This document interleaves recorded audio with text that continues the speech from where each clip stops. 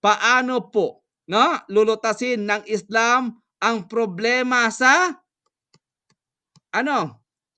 Economic problem. Problema nga. Okay, barakallahu fikum. Pero punta muna tayo dito sa al-mawarid al-iktisadiyah. Okay. Ano yung ang yaman po ng ekonomiya? Al-mawaridul iktisadiyah, no? Ang mga yamang ekonomiko, ang konsepto po dito ng nodratun nisbiya, yung relative scarcity.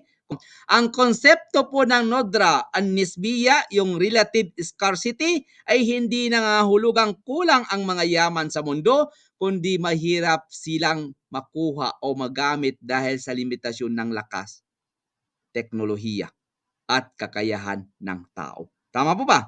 Barakallahu fikum. So ano po yung economic resources sa inyo? Economic resources. Resources. Na. Paano yung resources? Economic resources.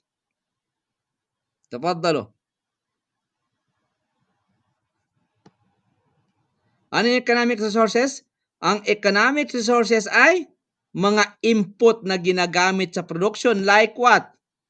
Like land, labor, capital, at entrepreneurship ila akhiri. Ano naman ano yung relative? Yung nudratul nisbiya, relative scarcity. Ano yung relative scarcity natin? Ang pagkakaroon po ng kakulangan.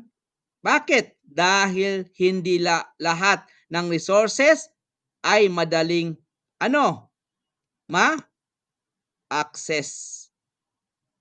Tama po ba? O proseso. Dahil kulang tayo ng technology. Aha. Barakallahu fikum. Ano naman yung production?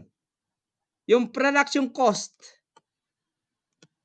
Lahat niyan ay language of economics. Alin yung production cost? Halaga po ng paggawa o paglikha ng produkto. Ano example natin dyan, ya ikhwani wa akhawati? Ang langis ay sagana sa ilalim ng lupa. Natural resources yan. Ngunit hindi ito automatikong nagiging economic good. Ang daming langis po sa Pilipinas, doon sa malapit sa amin, no? Kaso wala tayong gamit. So, ang langis po ay sagana sa ilalim ng lupa. Natural resources yan. Ngunit hindi ito automatikong nagiging economic good hanggat hindi ito dinaan sa production process, exploration, drilling, extraction, refinement, distribution, nangangailangan ng kapital, investment ng Russia. Okay? Russia ba or Amerika tayo? Saan kayo?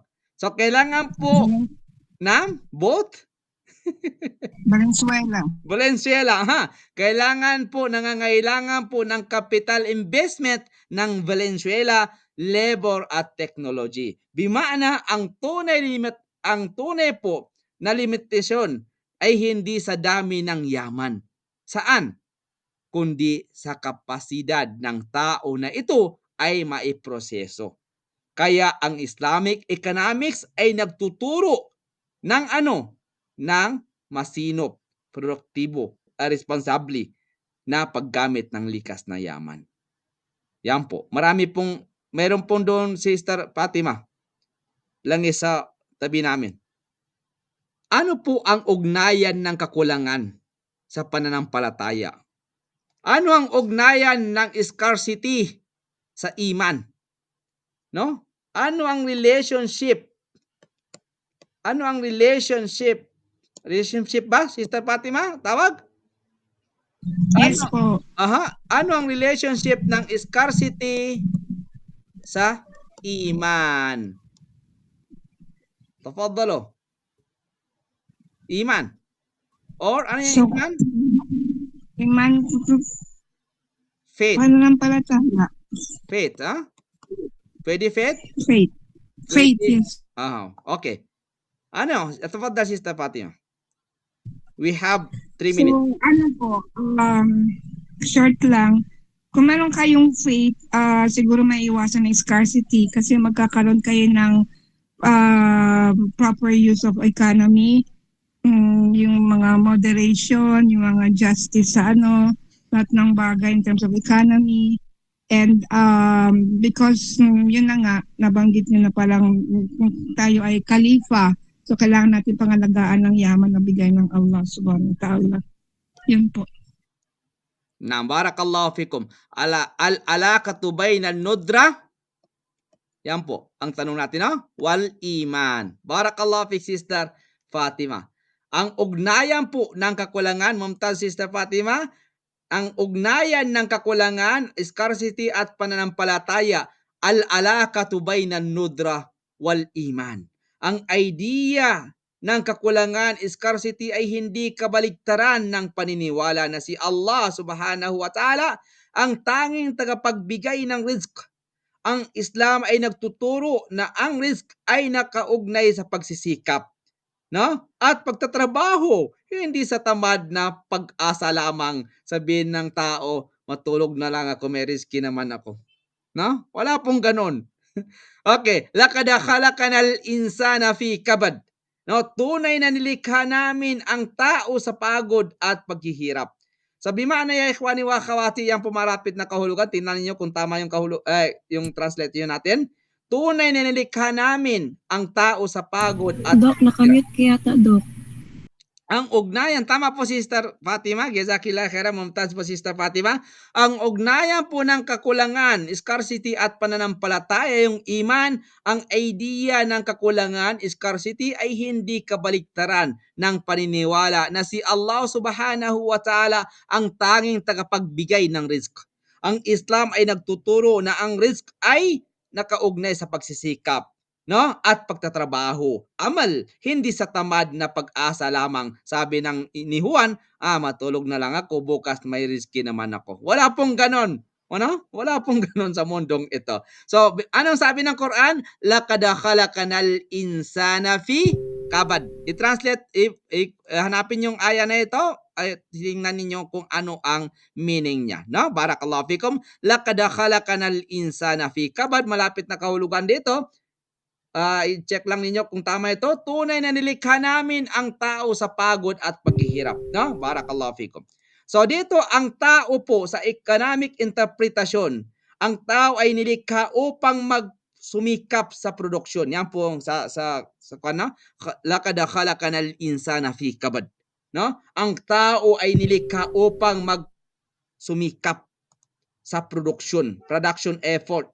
Ang labor ay isang productive factor na bahagi ng means of earning risk, no? Ang kakulangan ng tubig sa disyerto, halimbawa ay hindi kakulangan sa biyaya ni Allah, kundi pagsubok at hamon upang mapaunlad. Upang mapaunlad po ang kaalaman, teknolohiya at pagsisikap ng tao. Anong aplikasyon natin sa Islamic economic system?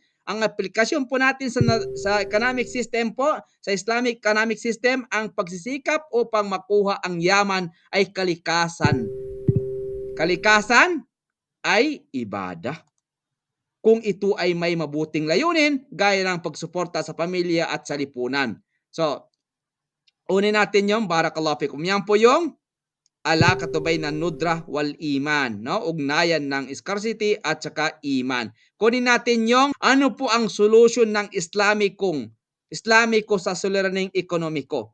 Ang solution Islamiko sa suliraning ekonomiko, ang Islamic economic system ay nagbibigay ng balanced solution na nagmumula sa dalawang aspeto.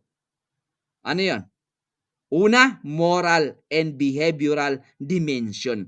Al-janib al-akhlaqi was-suluki, no? Pagpapalaganap ng work ethics, pagsisikap, ijtihad at paglikha, intaj. Pagpigil sa israf, extravagance at saka yung tabdhir, waste. Pagtuturo ng i'tidal, moderation sa paggastos. Ang economics concept, ethical consumption and productive labor, basihan ng sustainable economy sa Islam. Pangalawa po, practical and development dimension po. Ano yung practical na development dimension? Ang practical po na dimension, ang practical and development dimension ay ang paggamit ng mga resources sa paraang halal. Ano yung halal? Permissible at beneficial to society. Sa pagpapaunlad po ng mga productive sectors, agrikultura, industriya, kalakalan at serbisyo, pagbabawal ng idleness and dependency sapagkat ito ay nagpapalawak ng economic gap sa lipunan. So ano po yung economic application example natin dyan? Ang mga bansa na sumusunod sa prinsipyong Islamiko ng productivity utilization ay nagiging mas epektibo sa human development. Halimbawa niyan, pagsasanay sa kabataan, human capital investment, pag-iwas sa labis na paggasta at utang, pagpapalakas ng zakat at wakaf system bilang instrumento ng social welfare. So bima na ya ikhwani wa akhawati, ang Islamicong economics ay hindi tumatanggi sa katotohanang may kakulangan, scarcity. Ngunit tinuturuan tayo magtrabaho, mag-innovate at maging responsibly sa paggamit ng likas na yaman. Ang kakulangan ay pagsubok, hindi kawalan ng biyaya, no? Bima'na ya ikhwani wa akhawati, ang tunay na kasaganaan sa Islam ay hindi sa dami ng yaman. Ano? Kundi sa tamang paggamit nito ng may pananampalataya, faith, iman, katarungan at produktibong panggawa. Prosperity in Islam lies not in abundance.